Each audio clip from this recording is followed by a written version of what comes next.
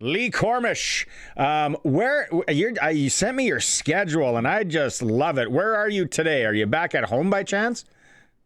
Yeah, we got home last night from Edmonton. Tomorrow I depart for Montreal. Canada plays their last preparation match against the Irish, a team that we wanted to be in the World Cup because the Ireland fans are the best. But unfortunately, the Ireland, it's just going to be a practice game for them. And then after that, on to Mexico City for match number 1. Oh, wow. I can't wait to catch up when you're in Mexico City and give us the vibe down there.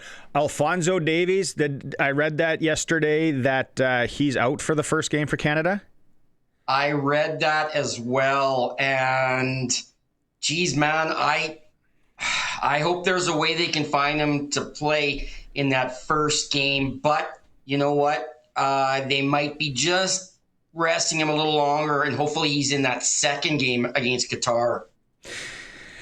Yeah, when you look at Canada, and I'm looking at the odds, and then, I got Spain at 525, and then France, and then England, and then it really starts to dip. Is this a 3-horse race for the winner of the World Cup? Canada's way down at 145 to 1, but just I'm not soccer guy. I'm going to watch it. I love it. I think the atmosphere and everything is just fantastic. How many teams can win this thing? There is 9 teams that can win the World Cup. Doesn't matter what year it is. There's 9 teams that can win the World Cup. So is it a 3-horse race? No, I don't think so, because I don't have any of those 3 teams winning the World Cup this year. Spain is the favorites. They are the number 1 ranked. They are the favorites, but they just won the Euro, and it's tough to win 2 tournaments in a row. France, on paper, they have the best players in the world. When you look at the top 100 players in the world, more of them come from France than any other country. They have the best player in the world in Dembele. But I tell you, man, there's just one thing missing from France. It's a general. They don't have a Zinedine Zidane. They don't have an Antoine Griezmann. And sometimes in these tournaments, things kind of fall apart for the French. So they need someone to be that guy. And I don't think they have that guy. They have the talent, but I don't think they're winning this tournament. England, gosh, man, that manager made some mistakes. I don't know how you can leave Trent Alexander-Arnold off the roster. I don't know how you can go into a World Cup without Cole Palmer. Even though, there's reasons to leave them off, you don't leave X factors off your roster. So, I was thinking England could do it, but I think they're in the final maybe, but they're not winning it. Okay, I might like to sprinkle from time to time. So where's the value for me in this, Lee? Well, you know what? There is for me. I think I kind of hope I'm right, but for me, Portugal has everything. And in 2022, it was Messi's World Cup, and Cristiano Ronaldo's only missing one thing. He's not the big man on campus in Portugal anymore, but Portugal has everything, and the favorites, it's tough for them to win these tournaments. So I'm looking at a team like Portugal. Okay. There's this one guy, he's picked the last 3 World Cup winners correctly, and he just announced who he was picking, and it's the Netherlands. Well, the Netherlands have been the bridesmaid 3 times, right? So I don't know if the Netherlands have it, but that was the expert that's gotten the last 3 right. That's who he picked. 1950 Netherlands is paying on Sports Select. That's some sweet action there. Hey, how do you feel about FIFA's treatment of fans? Okay. You know what? The old regime of FIFA, their last World Cup was Qatar. That's Joseph Blatter. That is João Havelange from Brazil. That was their last one. And they're known for their corruption. And so FIFA wanted to get away from the corruption. They've now got this new polished look and, everything's beautiful. We're not corrupt anymore. We're going to do everything honestly. But do you know what's replaced the corruption? Greed. They are so greedy. Listen, the ticket prices they're accurate, but to an extent. But there's a problem with the tickets is when you used to buy tickets for the World Cup, you were going to that game. If you couldn't, you would put it back on the FIFA website. If you paid $300, you would get your $300 minus 10% back. You could not inflate the price.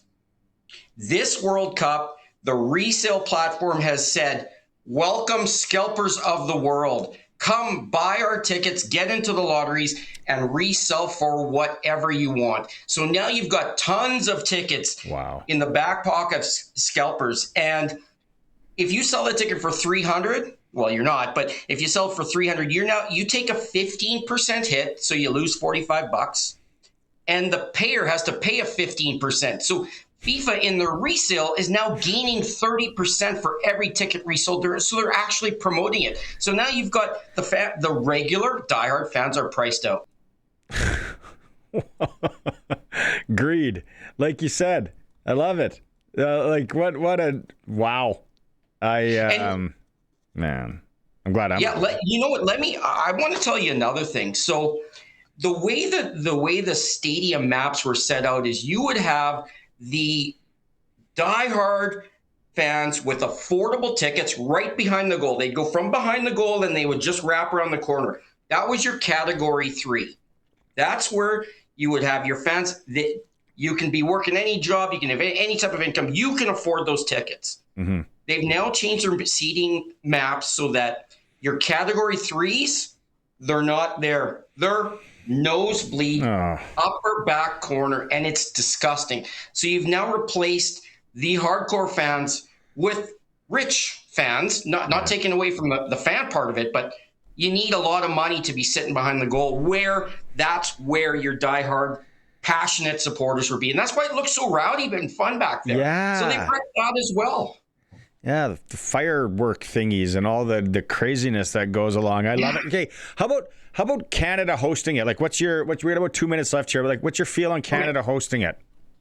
Mixed emotions. When the announcement came in that Canada was hosting it alongside United States and Mexico, I didn't like it. I think this tournament should be fully in the United States or fully in Canada. This 3-country sharing the tournament, and it only gets worse from here. There's 6 hosting in 2030. But anyways, with Canada, we're not getting the true hosting experience. We've got Toronto, we've got Vancouver, and I was driving to Regina the other day, and I could see that Mosaic Stadium, driving around the perimeter highway, and I was with my buddy who travels to the World Cup, and I'm like, if you want a true hosting experience, Regina should have a game, Edmonton should have games, Winnipeg should have games. So we're not getting a true hosting experience, and FIFA has checked Canada off its list and North America, and it won't come back for a long time, if ever in my lifetime.